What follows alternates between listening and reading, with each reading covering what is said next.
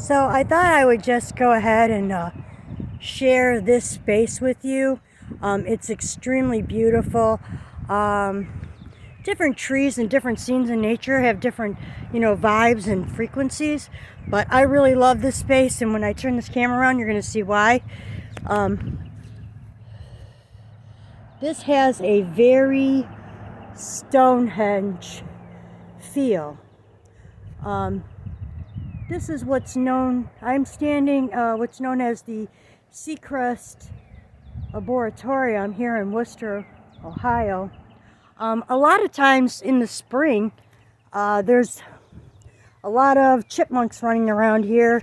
There's snakes that live in some of these crevices.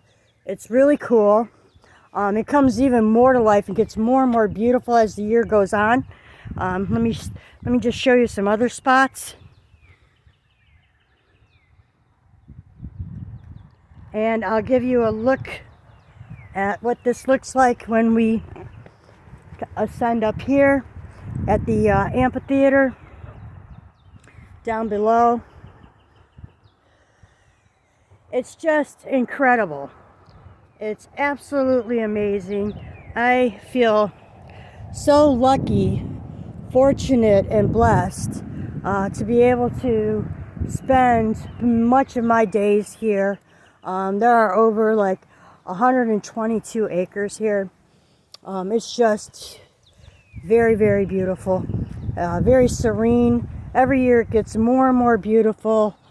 It's been a very great healing spot for me, and I just wanted to share some of the beauty that really does exist in this world. And there is a lot of beauty, and what you focus on grows. That's very, very true. Here are all the beautiful birds.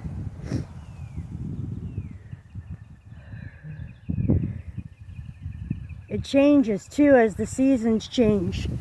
It gets so beautiful. It's just incredible. You can hear the birds. There's so many species of birds and insects here. This is where I've been, I sort out a lot of inner conflicts, and this is how they're resolved in a lot of these spaces here. So it's, like I said, I just love it. It's gorgeous. I love to find, I like to surround myself in beauty and nature. Nature is so healing. So I just wanted to share that for today. And like in a previous video, I was mentioning, a lot of my healing journey. A lot of that is healing a lot of inner trauma. One of it was, part of my journey was, as a child, I didn't receive that proper mirror. So getting that validation for me, I've had to find ways on my own to do that. I may be sharing that in future videos. But one thing that I've noticed in the spiritual community a lot of people don't talk about is integrating the shadow. I think, and for me, I believe that spiritual bypassing, it may be part of the spiritual process, because at least for me, for a while, I was doing the spiritual bypassing, or what's known as toxic positivity. People may need to actually do that as part of their healing process. How long they stay in that, I have no idea.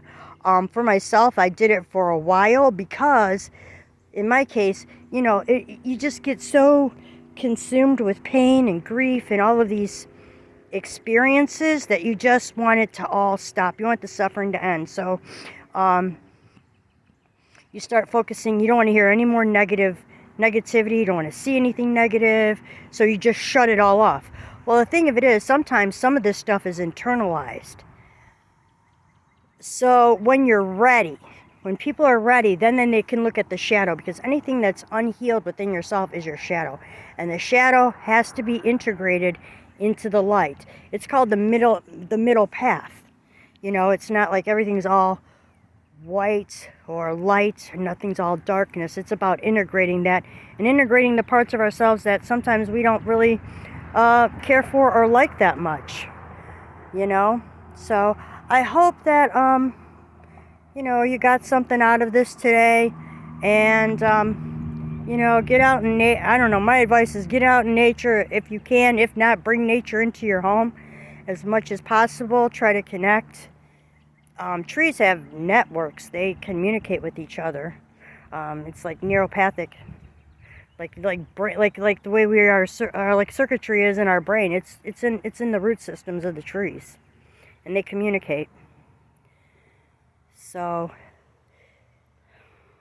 until next time, you have an amazing day, and love and infinite blessings.